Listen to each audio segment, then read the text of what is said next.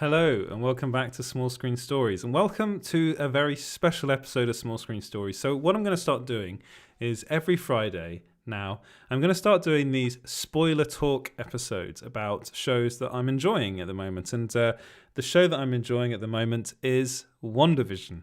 And WandaVision episode 7 aired this morning, and I'm going to be spoiling the episode. But before I get into that, if you could follow us everywhere at Small Screen Stories, that'd be wonderful. If you could like and subscribe as well, that'd be really cool. And I will release this later as a podcast episode. So if you'd rather listen to this as a podcast, you can. You can find that wherever you get your podcast at Small Screen Stories. Right, let's get right into spoiler talk. So one of the things I wanted to start off with was basically, I'm going to give you a big warning. I've said spoiler, but a really big warning. If you haven't seen this episode, first off, what are you doing? It's Friday. On Friday, you watch WandaVision. Secondly, go and watch it and then come back. But hopefully at the moment, because this is live, everyone that's watching this at the moment would have already watched WandaVision episode 7 and would be really looking forward to talking about it. So if you have any questions, feel free to put them down in the live chat over on YouTube. If you're watching on Facebook, I will try and get over to your questions as well over on Facebook, but I might not get the opportunity to because I am not good at multitasking. Right, let's get right into it. And the very first thing I wanted to talk about was, well, basically the end. I think I'm going to do this backwards. I'm going to start off from the end and go to the beginning.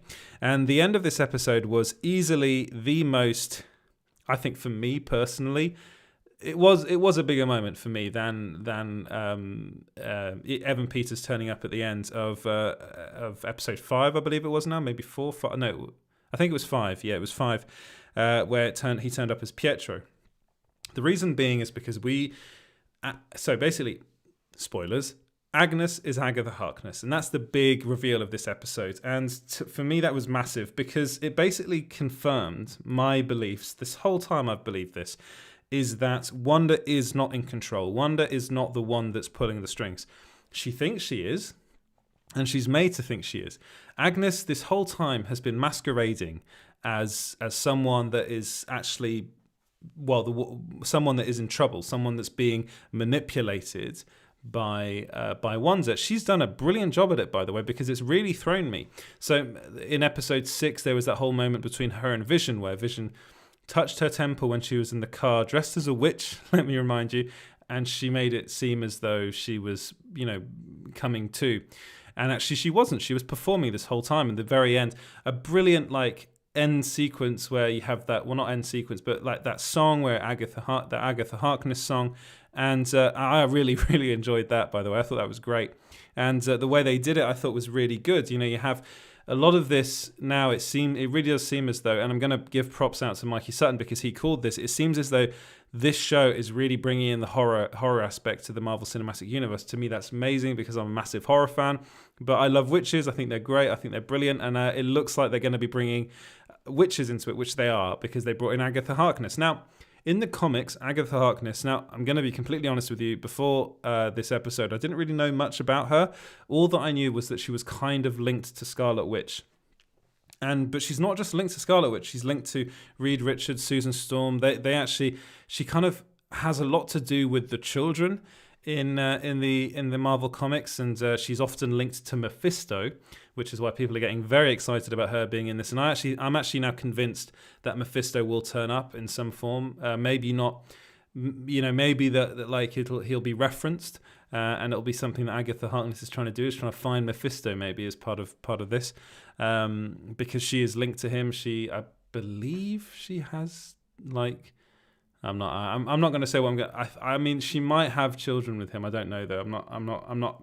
Again, I said I'm not very knowledgeable about her character. I've just done some very, very limited research on fandom. But to me, the fact that they're bringing her in is basically confirming that there are witches in the MCU. So that means that there can be all sorts of mythical and supernatural beings and creatures now in the MCU, and that's really opening it up to brilliant stuff as far as I'm concerned. More actually adult stuff, like scary stuff as well, which I think it's about the right time for them to do this, because we've just come to the end of the whole Avengers phase, and Endgame was the end of that. now I think we're going to be going into something really different and something new. And that's what WandaVision is setting up. At least the end of this episode is what this is setting up. And I love that scene where Wanda Maximoff goes into Agatha Harkness's house, or as that point she thought of her as Agnes's house, and was realizing that something's not right because she's not controlling this environment. This is like definitely not her space. And actually, earlier on in the episode, her children that were with Agnes and... is it Tommy? I think it might have been Tommy. Wiccan in the comics, he's called, or referred to, said that he can't hear her thoughts. He can't. Her head is empty, which was to me like I was saying, oh well, that's it. She's not under Wanda's spell, and I was kind of thinking that the whole time anyway. But then that was the moment when I was like, she's a witch. She's definitely a witch. You know, she even dressed up as a witch in the Halloween episode. So that was the moment to me personally when I was like, she's Agatha Harkness. You know, there's been pointers to it. There's the brooch. There's the constant reference to Ralph, her husband. Now Ralph in the comics is a name that Mephisto uses. So I'm pretty sure that Mephisto is involved in this. I'm trying not to spoil everything, but this is speculation now. This is what we love to do about, this is, you talk about this, you want to talk about what's been going on. So it's speculation. It's not spoilers because I don't know. I don't know that. I haven't been told anything specifically about that. I've actually been told very little about WandaVision. And that's the way I like it. I don't want to know too much because I'm really, really enjoying this show. So what else happened in this episode? Well, one of the things that happened was... that it was Vision and Darcy. So Vision and Darcy had a couple of scenes together. And they're really fun. Those scenes are really interesting because it started off, we knew from last week that Darcy was going to be in Westview because she was chained to a car. She couldn't get out, so she was kind of ended up in the zone that Wanda was creating. And she's an escape artist. Here, she said that she wanted to be the bearded lady, but that role had been taken, and she's got too fair a complexion to do that anyway, which is true. And basically, Vision tries to talk to her to begin with, and then manages to touch her temples so he can bring her out of the spell.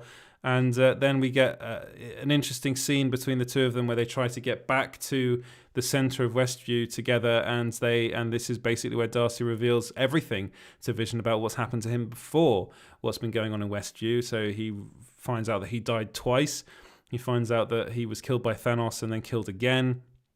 He finds out that Wanda witnessed him, well, actually killed him the first time and then witnessed him die the second.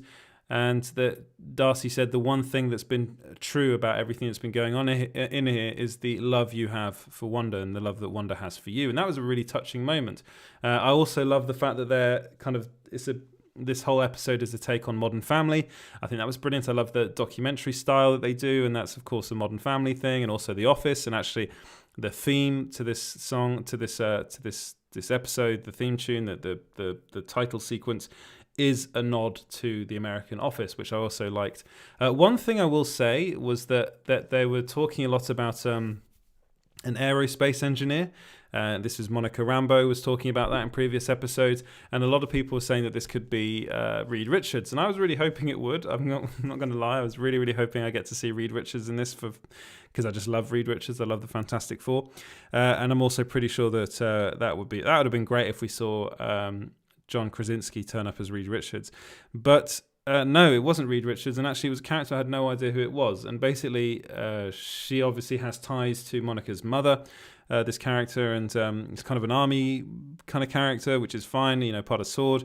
And they give her this, what looks like a moon buggy, and the whole plan is to ram this moon buggy into the...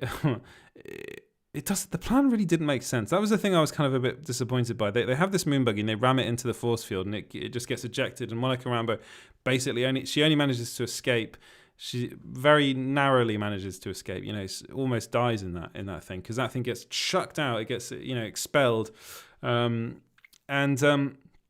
then Monica decides to go in alone and just herself, and she manages to. And of course, Darcy had warned her before that a third time going back in would change her molecular code, her structure, irreversibly so.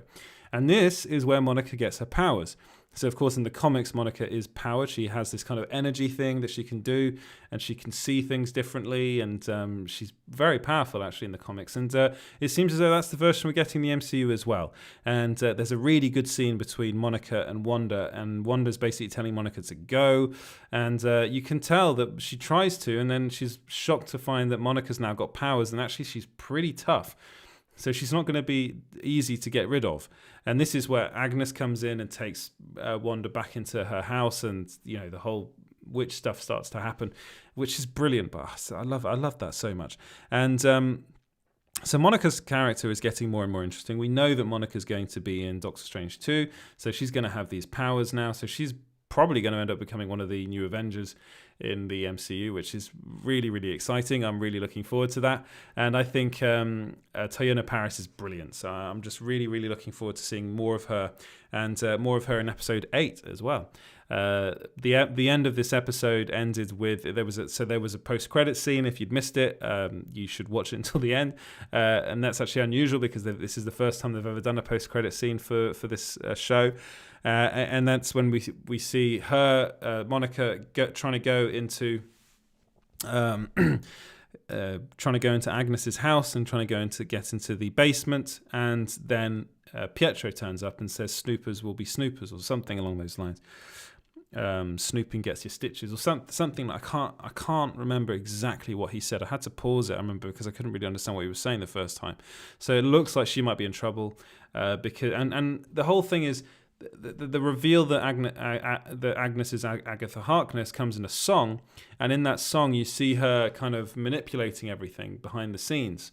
And one of the things that they revealed that she manipulated, or they're saying she did, was Evan Peters returning as Quicksilver. So basically, the Quicksilver that is in this in Westview is not the real Quicksilver, and we knew that all the time. But we're kind of hoping that it was going to be a multiverse thing. But it looks like it's more a magic thing, which is fine as well. I like the fact they brought Evan Peters back to play the role. It's a bit mean for Aaron Taylor-Johnson if that's what they're going to say. If they're going to say that it is. That's just it. It's not the multiverse. This is not the Fox version of the character. Then I do feel a bit sorry for Aaron Taylor-Johnson. I think that's a bit harsh, but that's the way that's what they wanted to do. And Evan Peters was really down for returning as Pietro, which I'm fine with that as well, in the sense that he's a very good actor and plays the character very, very well. And it's actually been really fun in this show. I think he's been really good, actually. What else did she? She basically manipulated everything, and. There's a moment in the episode where Wanda is doing her Modern Family thing and talking to the camera, or the person off camera, in a kind of documentary style, and basically saying that she doesn't know what's going on, because at the very beginning of this episode, quickly realizing that she's losing control. Things aren't happening the way they should be. Things are changing, going back and forth between different time periods. And you see the house kind of alternate between the 70s, the 50s, the 90s, and then just being an empty shell in some points of it. You see the Stork return at one point as well, and she's talking to the camera and says, "I don't know what's happening. I don't know what's wrong with me." And then the person behind the camera says something, and it's a man. So that, I've heard a lot of people saying that could be Mephisto. But then in the reveal that Agatha Harkness was behind everything, you actually see Agatha Harkness behind the camera, with Agatha on her chair as a kind of director chair. So was that actually Agatha Harkness, or was that Mephisto? We're going to find out in episode 8, I think. I'm pretty sure we're going to find that out. Right, what else? I think that's quite... Was that the whole episode I went over? I kind of was going backwards. I think one of the things that I've really enjoyed about this is the fact that they're bringing in the horror element into the Marvel Cinematic Universe. And this is the reason why I've been such a fan of this show so far. It's because they're really showing that they're thinking outside the box now. So Jacques Schaefer, who's she's the showrunner and the one that came up with this idea, has just hit it out of the park, as you say in the United States. She's hit it for 6. That's what we say in the UK, if you're a cricket fan, which I'm not, but never mind. And the idea is so good, it's so inventive, it's so original, that it's going to be hard, actually, for any other Marvel show to top this. I don't think they will, to be honest. But what I think this will do is it's a marker now for, basically, we're saying we've come to the end of the kind of Avengers MCU type stuff, and we're going into the more fantastical, more supernatural stuff. And I really, really am all for that. It sounds as though Spider-Man 3 is going to be kind of multiverse stuff, and of course Doctor Strange 2 is definitely going to be. It's called Into the Multiverse, in the Multiverse of Madness. So we know the multiverse is going to be involved in that in some form. So I've thought this whole time that the multiverse is going to be involved in this, because it's kind of seen as an unofficial trilogy. It starts with WandaVision, then Spider-Man 3, and then ends with Doctor Strange 2, which is why Elizabeth Olsen is filming Doctor Strange 2. She's going to be returning as Scarlet Witch. Incidentally, they never actually refer to her in the MCU as Scarlet Witch. She's always referred to as Wanda, or Wanda Maximoff. So this, I think, will be the moment where she starts being referred to as Scarlet Witch, because Agatha Harkness, the interesting thing about her character is she's often a mentor to Scarlet Witch in the comics. She's someone that teaches her the rope, that shows her the ropes, because she's been around since the Salem witch trials. She was, probably even before that. She's been around for a very, very long time, is very skilled, and she knows what she's doing. And in the comics, she's someone that looks after Wanda, that helps her. So are they going to kind of switch that around and turn her into just a straight villain? I'm not so sure. I think there's something else going on here. I think she needs something from Wanda, which is why she's instigated this whole thing. Again, she might not be the one that's actually instigating it, or there might be someone else behind Agatha that's actually, the one that's doing everything, which I think would be cool as well. But whatever happens, witches are now in the MCU, and that's a big, big deal. I think that's a big deal. And that's why, probably one of the main reasons why I'm so, so happy with this show is because it's finally bringing it in. We've got Blades coming, which is going to bring in vampires, and that's really cool. But I was really looking forward to witches coming in, because they are a big part of the comics, and it looks like they're really going to go for that. And Doctor Strange probably will. That means he'll come into this show as well, because of course, he's a what is he? It's not a wizard. What do they call him? A conjurer, sorcerer. That's the word. And that to me makes me think that he will probably be turning up at the end of this show. But one of the things I wanted to talk about is, who is this cameo? So we've been talking for weeks now about the fact that there's a cameo coming that has not been revealed, not been leaked yet.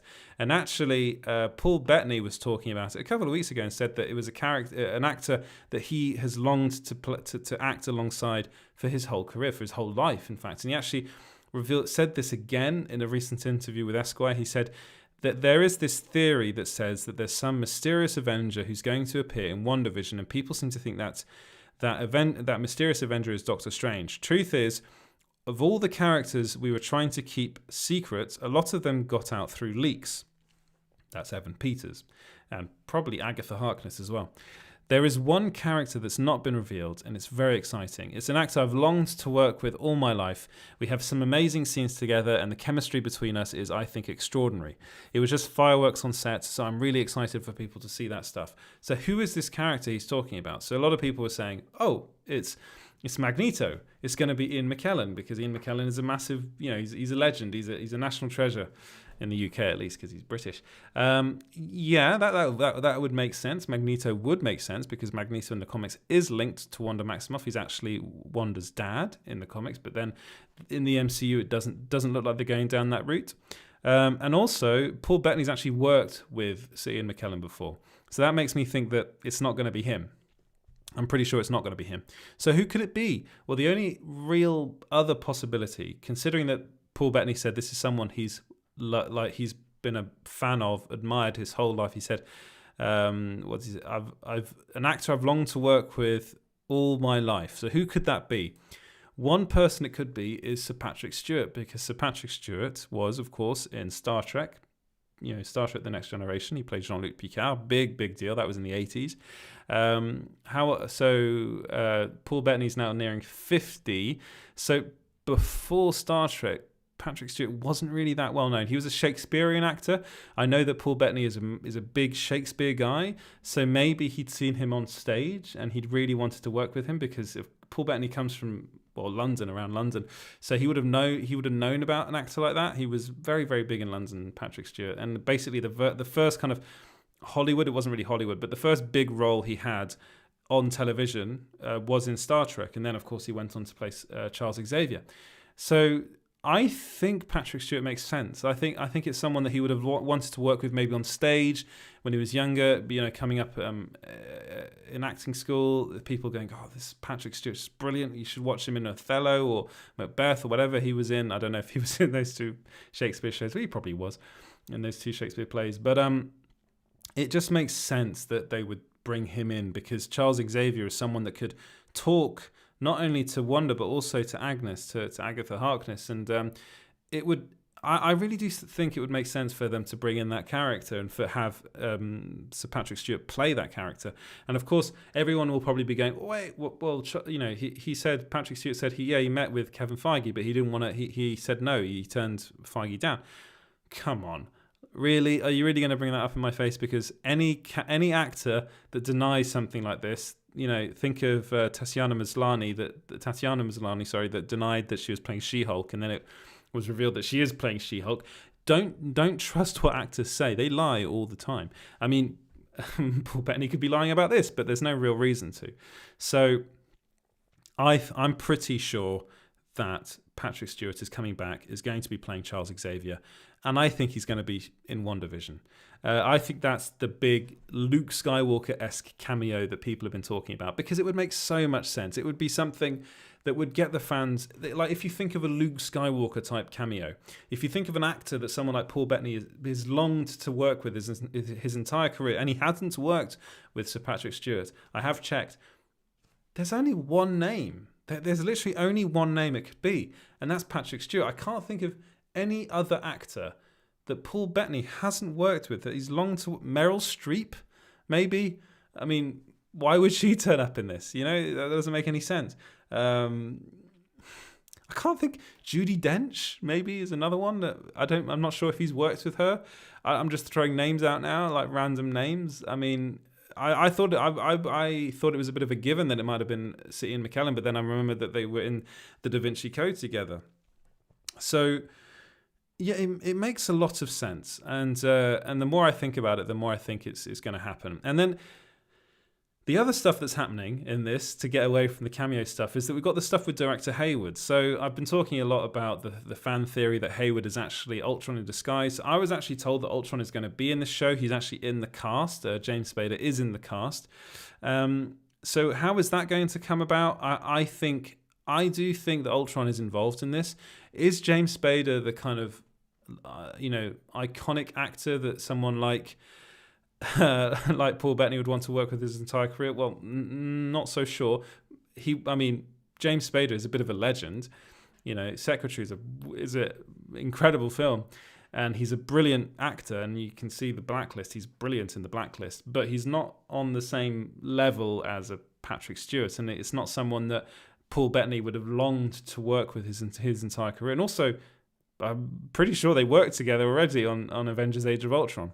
But I'm also pretty confident that we're gonna see Ultron come into this towards the end. There's something going on with Ultron, and there's something going on with Hayward, because they were like messing around with Vision's corpse, trying to turn Vision into a weapon. That's one thing that's revealed in this episode, is that Vision is actually a ticking time bomb. They've done something to him, and we see in this episode that Hayward's basically like, yeah, do it. What are they planning? Are they planning on just like flipping a switch and then Vision blows up? I'm not so sure. That there is, if you watched the promos for episodes, I think it's 8. Well, basically, there's just the promos for the show. There's a moment in those promos where you see Vision and Wanda, they're together again, and Vision says, we can save Westview together. So I think there's going to be a big battle towards the end of this this show, and I think it's going to be between Wanda and Vision, and they're trying to save the people that are in Westview that have been supposedly under Wanda's spell, but I don't think they were under Wanda's spell this whole time. I think they're actually under Agatha Harkness's, a lot of them, which is why they, at one point earlier on, one of Vision's co-workers says, she's in my head. I'm pretty sure that's Agatha Harkness and not Wanda. And that will be revealed, I think, in the next episode. But there's going to be a big battle. Now, could Agatha be working with some form of Ultron?